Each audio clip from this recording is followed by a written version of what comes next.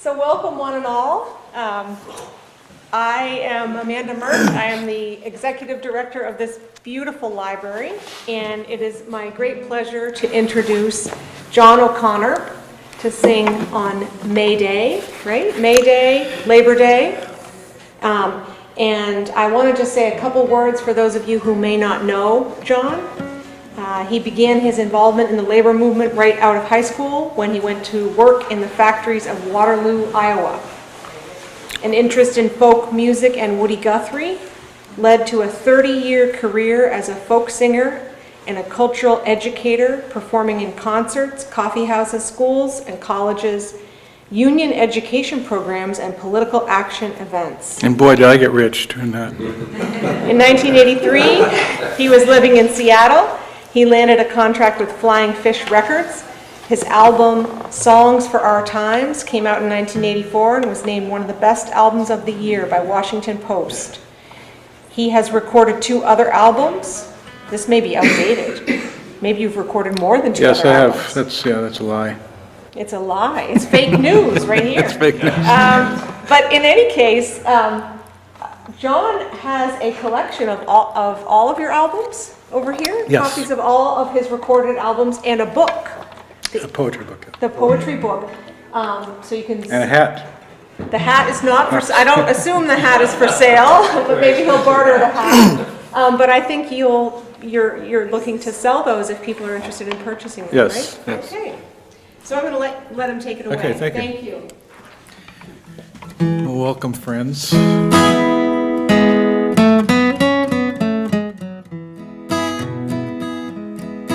Every time you pick up a newspaper, every time you turn on the TV, you can just bet your boots that at some point you'll see a high-ranking cabinet secretary calling on all patriotic and free to stand up and defend law and order. It's illegal to rip off a payroll. It's illegal to hold up a bank. But it's legal to rip off $1 million or 2 that comes from the labor that other folks do. To plunder the many on behalf of the few is a thing that is perfectly legal. If your job turns you into a zombie, it's legal to feel some despair. But don't be aggressive, that is, if you're smart, and for Christ's sake, don't upset the old apple cart. Remember, the boss has your interest at heart, and it grieves him to see you unhappy. If you fashion a job bomb in the kitchen, you're guilty of breaking the law. But drilling and fracking is really okay, though spewing out carbon will hasten the day when this little green planet is melted away. Nonetheless, it is perfectly legal. It's illegal to carve up your missus or put poison in your old man's tea. But poison the rivers, the seas, and the skies, and poison the minds of a nation with lies. If it's done in the interest of free enterprise, it is proper and perfectly legal. It's illegal to cross over the border just to find some kind of work. But to move a whole factory is perfectly fine to a country where the wages are the cheapest you'll find. To starve the world's masses, for the old dotted line. That's called a free trade agreement. To go on strike is still legal, and to picket is one of your rights. But don't be offensive if scabs cross the line. Be nice to the coppers and keep this in mind. To picket effectively, that is a crime, worse than if you had murdered your mother. To sing on TV is quite legal, but they'll make very sure that you don't. If you sing about racists and fascists and creeps and thieves in high places who live off the weak, and those who are selling us right up the creek, The twisters, the takers, the conmen, the fakers, the whole lousy gang of exploiters.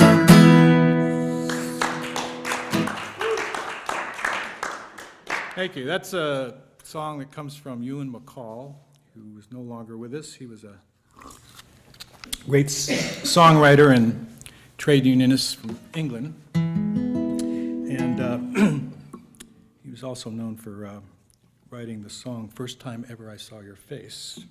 It's a much different tone to that song than this one. Sounds like it was written this week. Yes, right. Well, that's one of the reasons I chose to open the program with that. Today is May 1st, which is International Labor Day. It's Labor Day all over the world except for in the United States of America, which is one of the most cosmic ironies of all time, because the first May Day as Labor Day started here in the United States back in 1881 when the workers in Chicago marched for the 8-hour day.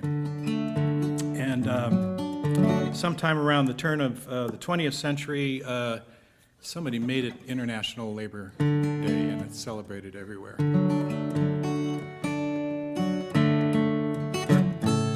So I'm going to sing some songs about labor and working and struggles today. I was born in Massachusetts, in a factory town in 43. My father's shift was in the foundry. My mother raised 6 kids and me. Oh, the blood of immigrants and workers who came here 90 years ago flows through these veins in Massachusetts, in the town my grandfather used to know. Well, I never saved for an education. It was pocket money that I made. So at 17, it seemed quite natural to take my place in my father's trade. I started to raise myself a family with a blue-eyed girl who married me. My mother held her with the baby. My father died at 63.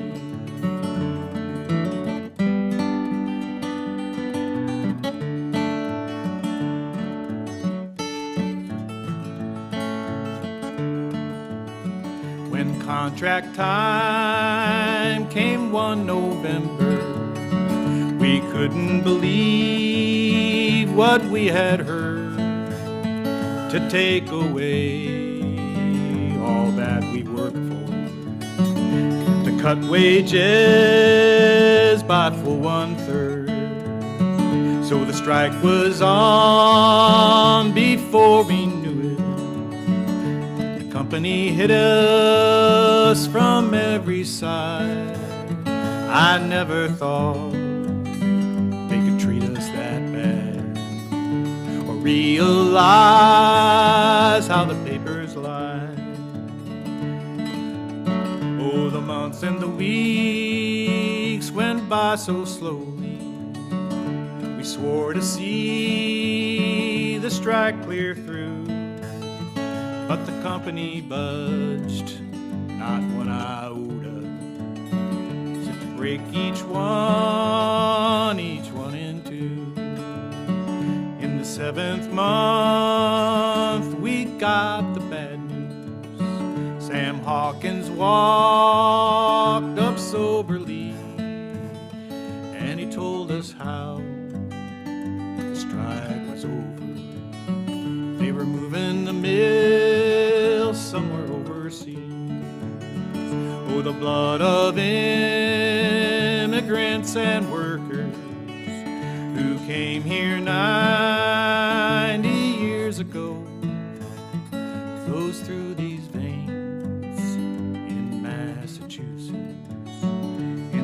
town my grandfather used to know. Give me your poor and your huddled masses and your tired yearning to breathe free, then move to the mills of Massachusetts. Take away their jobs and their dignity.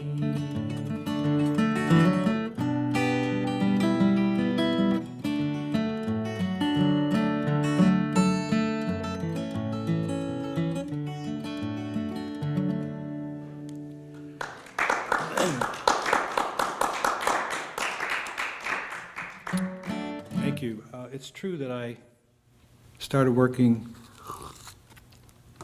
in the factories of Waterloo, Iowa, when I got out of high school.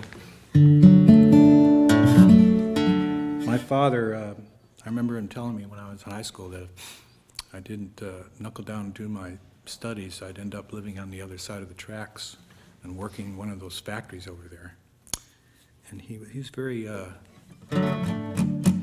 very prescient, my father. That's what happened. I worked in the factories of Waterloo, Iowa. And then I moved away from Iowa, and some years later I came back for a visit, and the odd thing was Waterloo had become almost a ghost town, it seemed like. The packing company had shut down.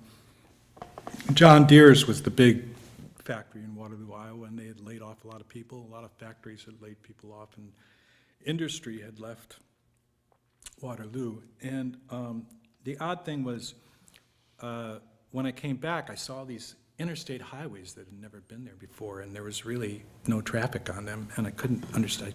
Somebody had, I guess that a lot of contractors had relatives in government or something. I thought I was curious that there was all these highways with no traffic on them, and then I realized they probably built them so everybody could get out of town really quickly.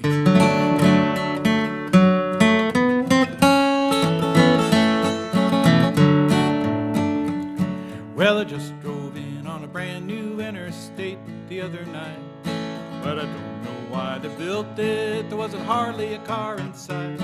When I left this burg 10 years ago, I had wandering in my eyes. Now I'm back just in time to watch the old town die. Oh, the packing house is boarded up and the whistle no longer blows. When the next freight train at the Fruitville Company only knows that freight train rolling through this town, it don't stop here much no more.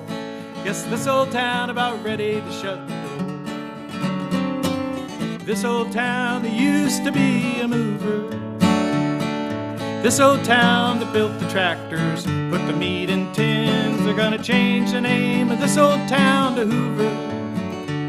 But won't you look at the shape that this old town is in? On Commercial Street, the storefronts are deserted and closed down. From the way it looks from here, you'd swear there wasn't a soul in town, except for the men at the quick serve, drinking coffee and eating pie, just sitting around and waiting for the town to die. This old town that used to be a mover. This old town that built the tractors, put the meat in tins. They're gonna change the name of this old town to Hoover. 'Cause won't you look at the shape that this old town is in? Now the autumn winds are blowing and the snow is flying fast. The old men are taking bets on how long the whole thing will last. Jimmy got a pink slip yesterday and it came as no surprise, though you couldn't tell by the look that was in his eyes. This old town that used to be a mover. This old town that built the tractors, put the meat in tins. They're gonna change the name of this old town to Hoover. But won't you look at the shape of this old town has been?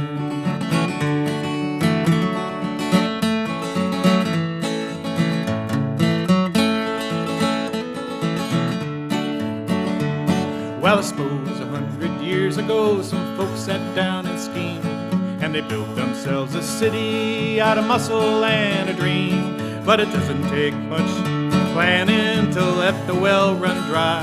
Just a couple of corporate board meetings and you'll watch your hometown die. This old town that used to be a mover. This old town that built the tractors, put the meat in tins. They're gonna change the name of this old town to Hoover. Well, won't you look at the shape of this old town is in?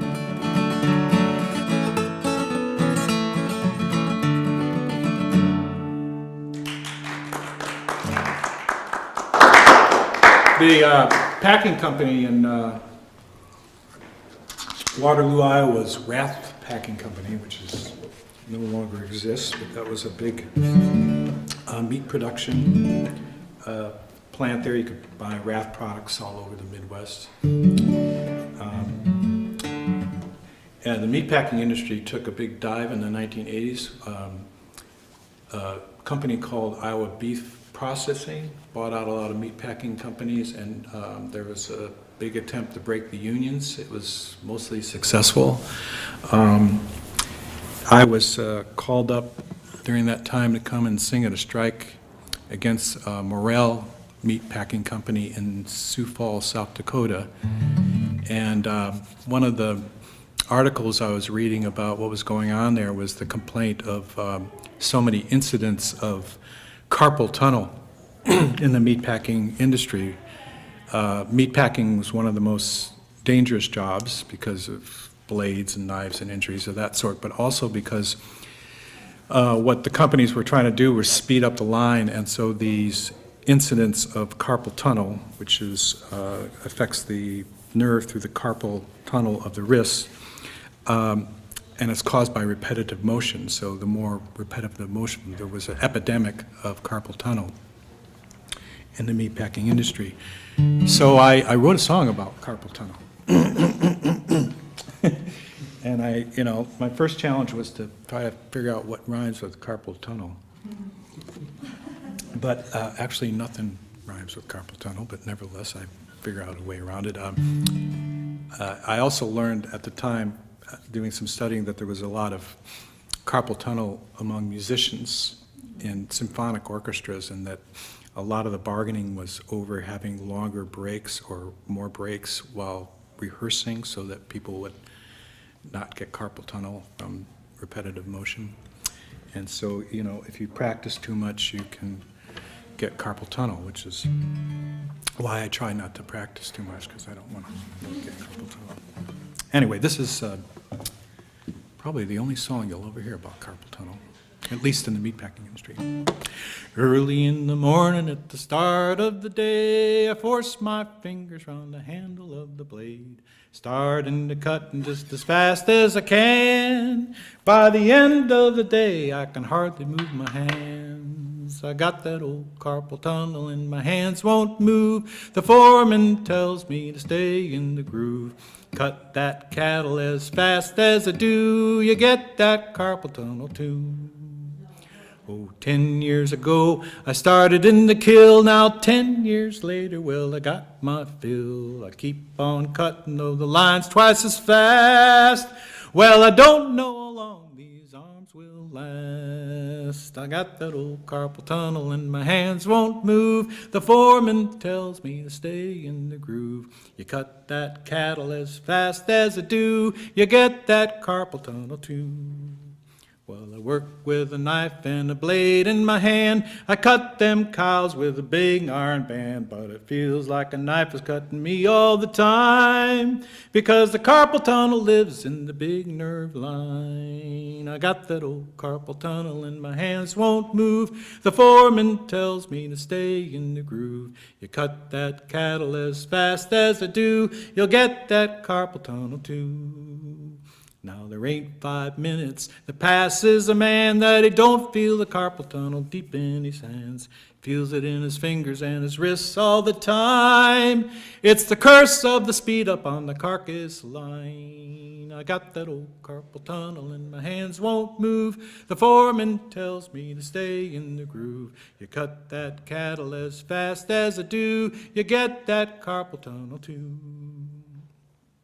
Well, I'll go in for an operation once more, but I'll come right back to the killing floor. I'll tell them darling children of mine, Oh, don't you ever go to work on the packing house line. I got that old carpal tunnel and my hands won't move. The foreman tells me to stay in the groove. You cut that cattle as fast as I do, you get that carpal tunnel too. Oh, the foreman tells me to stay in the groove. I got that old carpal tunnel and my hands won't move. Thank you.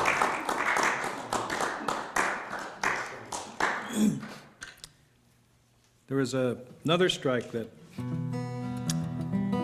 took place in the Pacific Northwest. I lived in the Pacific Northwest for about 12 years.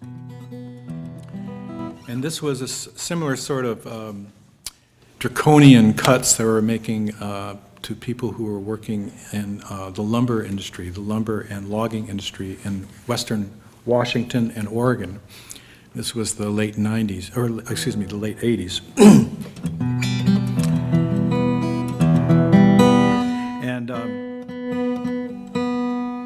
the union had organized a long walk as a demonstration of the discontent among the loggers. And they walked up to 100 miles. They did these long, from all the different logging towns to the capital in Washington State, which is Olympia. And they were all going to meet on this one day, and there was going to be a rally and some speeches at the State House. My singing group and I were asked to come and sing for this strike. And I wrote this song called Don't Come Into These Woods with Scabbing on Your Mind. And it had to do with this strike. And we were waiting for the loggers to show up.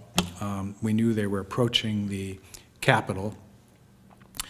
And we were on the Capitol steps, and we heard this din in the over this knoll. You couldn't see the loggers and their families coming, but you could hear them. Somebody had taught them these military chants to match the slogans of their strike.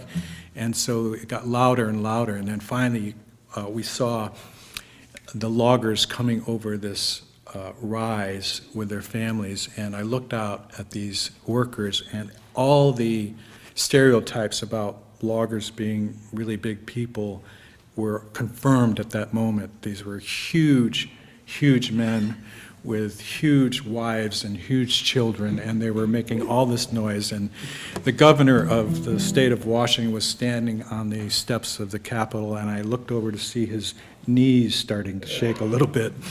And my thought at that time was, boy, I'm glad I'm on their side.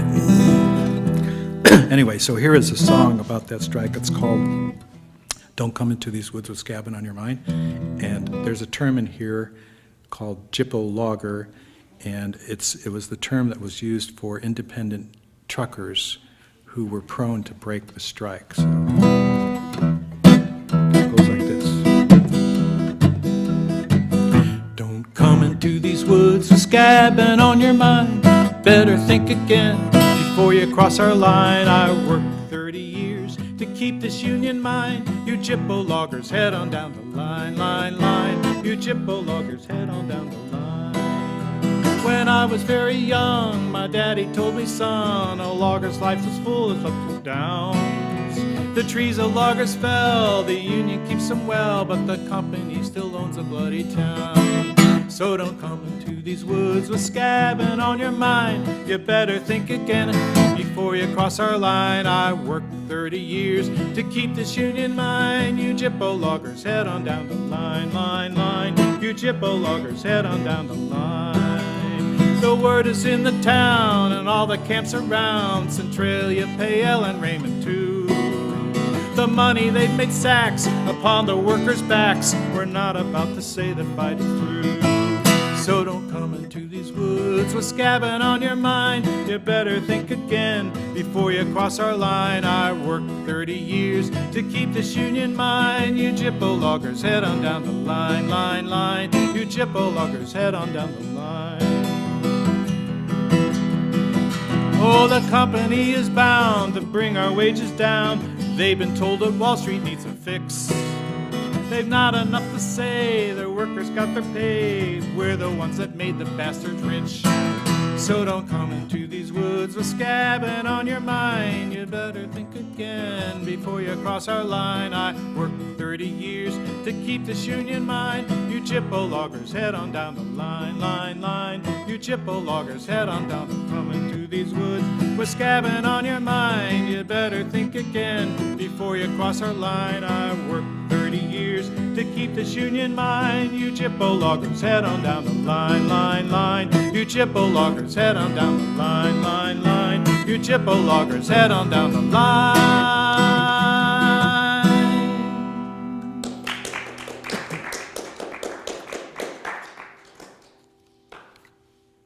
When I came in here tonight, I can't remember who it says, here's a fellow wobbly. Who was a fellow wobbly that was here? Were you actually in the IWW? The IWW was the Industrial Workers of the World. It was a radical union that existed in this country the first 20 years, basically, of the 20th century, until they were hounded and out of existence. And if you've ever remember what was called the Palmer Raids, a lot of that had to do with crushing this union, the IWW. The nickname for the IWW was Wobblies. They called them the Wobblies.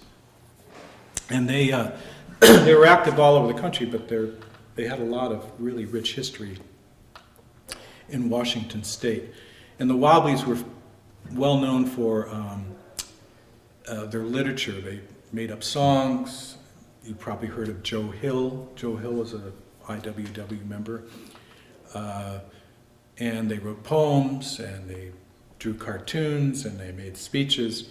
There was one of their best-known cartoons was a character named Mr. Block, and Mr. Block was the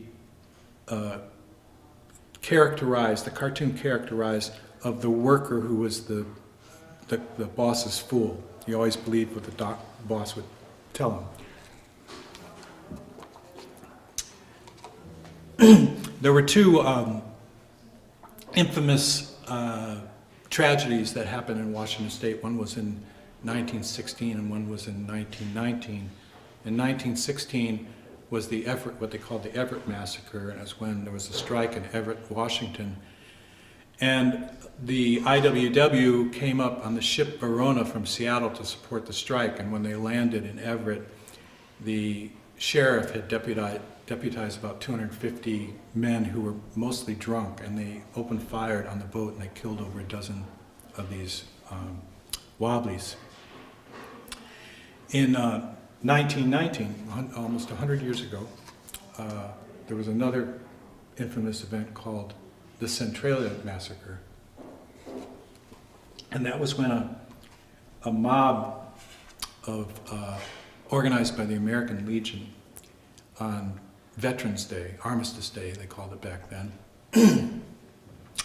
to march on the Wobbly Hall, to raid the Wobbly Hall, and they had guns and ropes, and were going in to really do some bloody business with the Wobblies. And when they broke into their Union Hall, the Wobblies opened fire in self-defense and killed a couple of the American Legion people. And this whole event culminated when a Wobbly by the name of Wesley Everest, ran to get away from this mob, and they chased him down to the river and caught him, brought him back to the jail, and then that night, mysteriously, the lights went out in town, and he was taken from his cell and mutilated and lynched, Wesley Everest, at that time. I'm going to sing a song about that. But first I want to recite a poem. And the poem is about this fellow I knew when I lived in Seattle. His name was Jack Miller. And Jack Miller was the last known survivor of the Everett Massacre. He was on the ship Verona. And he, in his elder years, he was known to go to high schools and colleges and talk to young people about the importance of history and the importance of the labor movement. And this poem is called Gooseberry. I wonder what Jack Miller would come back as, his conviction that there's nothing beyond the grave backed up in his face, him staring through a new creature's eyes. Or maybe it wouldn't have eyes, but rather sprouted from the earth in one short thrust, as say a gooseberry seedling, then waited patiently to spread its pliable arms and legs. Let's envision the branches as Jack's limbs as we wait there with him on a woody path until he's mature and can be called a tree. If God arranged such things, indeed, Jack might grow into a gooseberry tree just as we are entering the next era of torturing and lynching the truth tellers. He might feel wind and bear fruit each year until one summer tyrants bind the hands of someone who forgets to keep his mouth shut. And as in the old wobbly tale, given the choice from which tree he will hang, the condemned chooses the gooseberry because its branches hang too low to do the job. Of course, a parable so fantastic belongs only in religion. So let's call this one Millerism, a dubitable creed that remembers the lore of the industrial workers of the world and avenges the broken bodies and spirits of Frank Little, Wesley Everest, and Big Bill Haywood, with a liturgy that thumbs its nose at Mr. Block, whose head was made from a forest blighted with mediocrity that keeps growing back even when we think we've felled the last tree. Stand with me in front of Jack's coffin on the day the Seattle chapter of the IWW called me to sing his favorite wobbly songs. His widow, Viola, as if to make the point that Jack couldn't fit into the solemn lie of a funeral parlor, shouted through her deafness in that silent chapel, "He sings nice, doesn't he?" My arms, spry as gooseberry branches, hung from my 33-year-old frame and strum the six-string myth-maker of my generation. I'll ask you to bear the memory of this day as if I died too and joined Jack Miller in a gooseberry mangle where we sing when a breeze kicks up from the northwest. It's a clear day chasing clouds across the sky on Puget Sound. It's a song with no lyrics but the wind.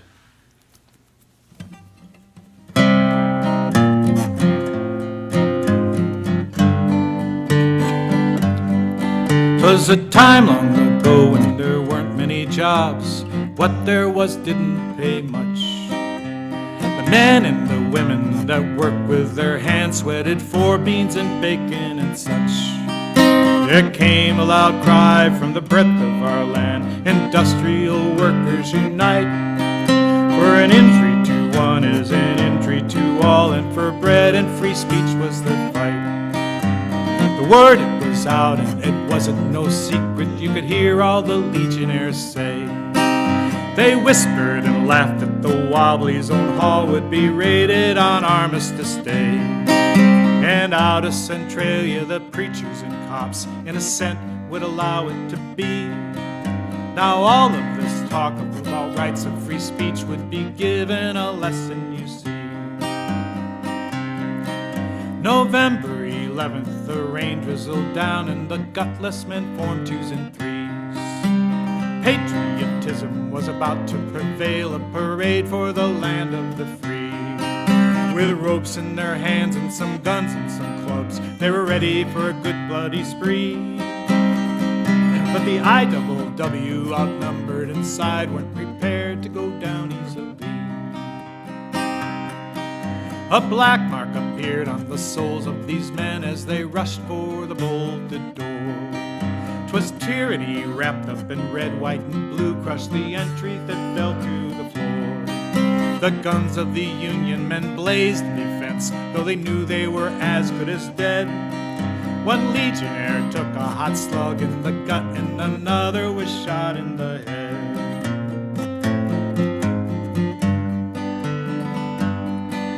The bold men inside were outnumbered by far, and they ran to the back of the hall. They locked themselves up in a storage compartment till the legionnaires broke down the wall. The patriot thugs drug them out one by one. There was no place left for them to hide. But one Wesley Everest, a veteran himself, did escape through the alley outside. Oh, Wesley, he ran through the cold pouring rain, firing his Colt 45. While the legionnaire posse shot at him and chased him, 'twas a wonder he was still alive. To the banks of the Skookumchuck River he ran. I'll surrender to no mob, he said. And he fired the last bullet from his trembling gun. One more legionnaire fell down dead. Oh, Wesley, he ran through the cold portal. I sang that verse already. You haven't the guts to lynch me in broad daylight, and Wesley, he proved himself right. They led him away with a belt round his neck to the jail and then waited for night. Preachers and cops had better things to do than to worry about a man in a cell. When the lights went out in Centralia that night, or a bridge with a rope, Wesley fell.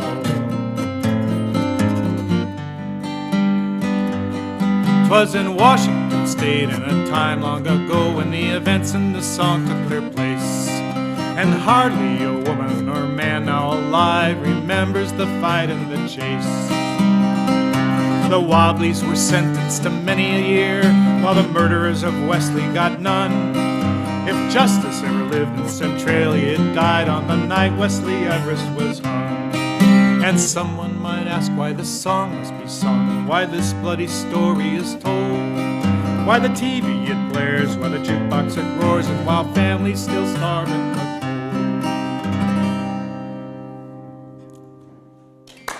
Thank you. You know, there are a lot of people that worry these days about the rise of fascism. And fascism, really, to make fascism work, you need a little bit of dividing up the working class and a little bit of terror. And that's, of course, what makes it so frightening. I want to sing a folk song from Italy. This is a song that was written in the 19th century, and it was written as part of came out of the needle trades in Italy, about the struggle in that industry amongst garment workers. Later, the song was picked up by what was known as the Nonpartisan League the Partisan League in Italy, in their struggle against fascism in the beginning of World War II. And some of you may have heard this song. It was a song that was familiar to me. I didn't know, I'd only heard it sung in Italian, so I didn't know what the words meant or anything about the song. But I heard a version of the song sung by Tom Waits recently in an album that a friend of mine put together called Songs of the Resistance. So I thought I'd learn the song.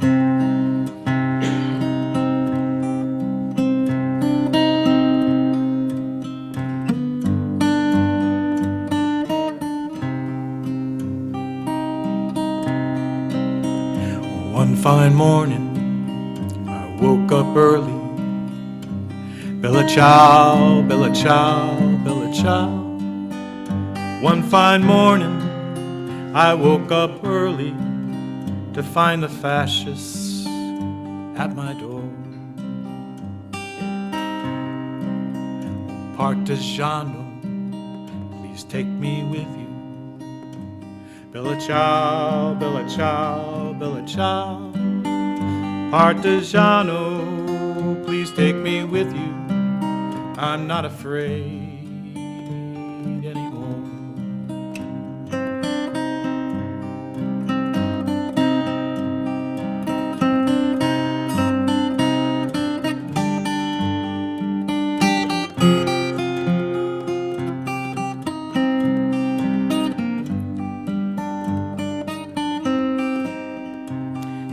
died a partigiano. Bella ciao, bella ciao, bella ciao. Won't you bury me upon the mountain beneath the shadow of a flower? So all the people passing, bella ciao, bella ciao, bella ciao. All the people passing will say, what a beautiful flower.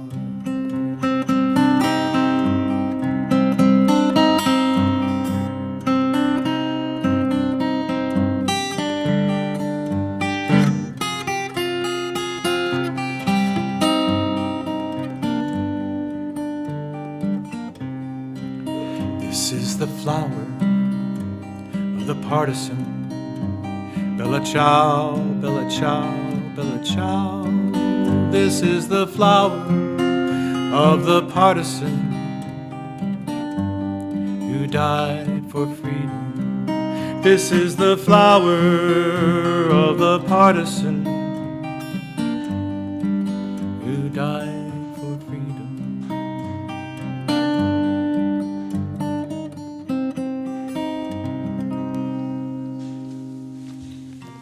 Thank you.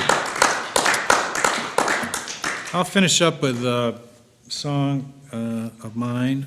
I want to thank you all for coming on this wonderful gray day. I don't know why there aren't more people here. It's warmer in here than it is out there. Should have offered beer. Maybe that would have. This is a song called "We Won," and a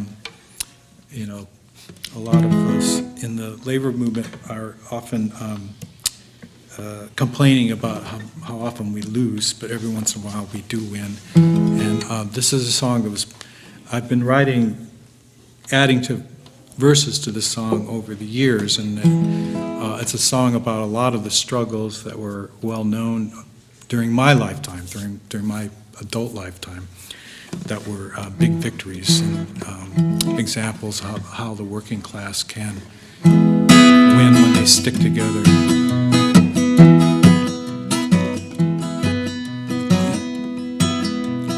In the heat of the Salinas Valley, we won, we won, we won.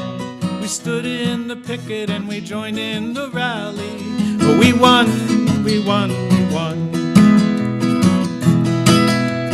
They had the money and the politicians. We won, we won, we won. We had the people and we had the mission. So we won, we won, we won. Everybody come and join in the union. Begin, begin, begin. Stand and fight together to overcome soon. And we'll win, we'll win, we'll win. We won the boycott of feral clothing. We won, we won, we won. It was a battle of fear and loathing. We won, we won, we won. They had the money, they had the riches. We won, we won, we won. Still we got the union label inside their britches. We won, we won, we won. Everybody come and join in the union. Begin, begin, begin. Stand and fight together to overcome soon. And we'll win, we'll win, we'll win. We won our union at Yale University. We won, we won, we won. We stood in the face of fear and adversity. We won, we won, we won. They had the power of an Ivy League college. We won, we won, we won. They had the books, but we had the knowledge. So we won, we won, we won. Everybody come and join in the union. Begin, begin, begin. Stand and fight together to overcome soon. And we'll win, we'll win, we'll win. A great big struggle that the nation had its eyes on. We won, we won, we won. They said we wouldn't win when we struck Verizon, but we won, we won, we won. this day and age, a strike is a rarity. We won, we won, we won. But we still have a weapon called solidarity. So we won, we won, we won. Oh, everybody come and join in the union. Begin, begin, begin. Stand and fight together to overcome soon. And we'll win, we'll win, we'll win. We stood with the teachers in Arizona. We won, we won, we won. West Virginia and Oklahoma. We won, we won, we won. They always had the power, but they never knew it. We won, we won, we won. Till the union textbook taught them how to do it. We won, we won, we won. Oh, everybody come and join in the union. Begin, begin, begin. Stand and fight together to overcome soon. And we'll win, we'll win, we'll win. Oh, everybody come and join in the union. Begin, begin, begin. Stand and fight together to overcome soon. And we'll win, we'll win, we'll win. Thank you.